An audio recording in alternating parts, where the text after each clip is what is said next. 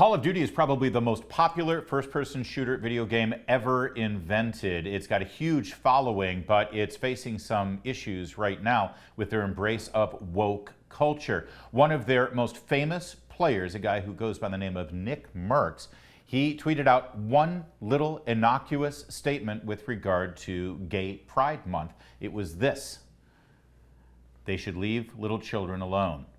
That's the real issue. That's all he said. And Call of Duty's response?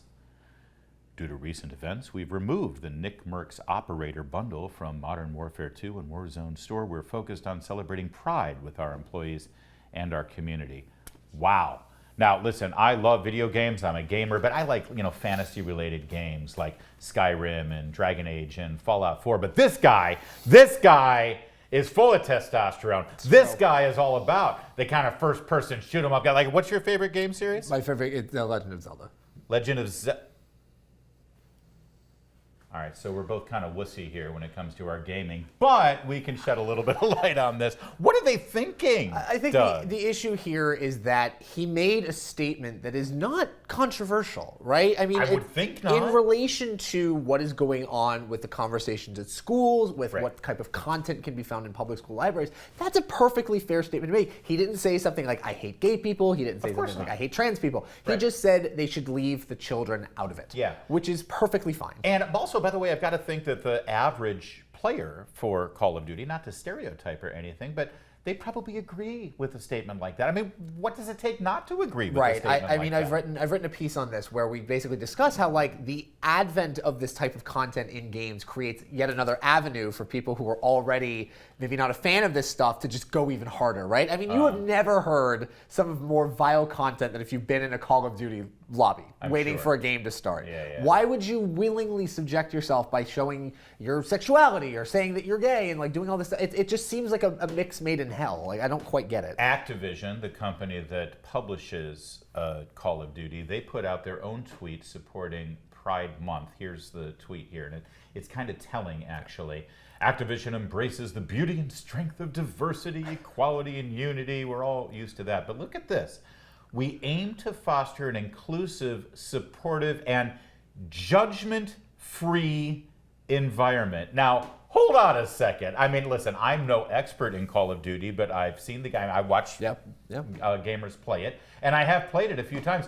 It's not a judgment-free environment. In fact, you're compelled to make judgments about who the bad guy is, and you destroy the bad guy. And part of me that I always think is so funny about this is the left seems to think that they can just eliminate this sort of trash-talking, kind of competitive nature from these games, which is the point, right? I mean, the point is that you're going to try and win. It's actually a healthy outlet. It is a healthy outlet, exactly. Well. When people like us, these just unbridled specimens of masculinity, when we're playing these types of games, we need to have those outlets. But to my sort of figure point, when you channel Link from the Nintendo.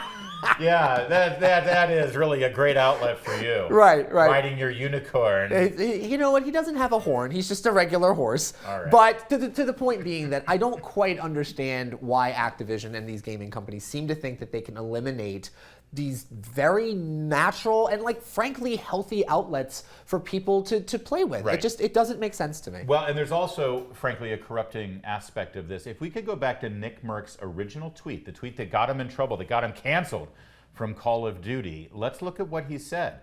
They should leave little children alone. In other words, live your life, be who you are, be your real self. Go ahead and dress however you want, whatever it is, just leave kids out of it. Let kids discover who they are on their own. Don't get to that. And Activision says that we're supposed to be a judgment-free environment. I don't know. I think that it's important to judge people who go after kids. I completely agree. I think that our society falls apart if we don't harshly judge adults who are exploiting children. Sure. And I mean, on this very show, I had a conversation with Batya Ungar-Sargon from Newsweek, and she made the point that a lot of people in America are very tolerant. They'll say things like, let's not be rude to people who are gay or rude to people who are trans. Totally agree. But the point that he was trying to make, that Merks was trying to make here, is the children should be left out of it.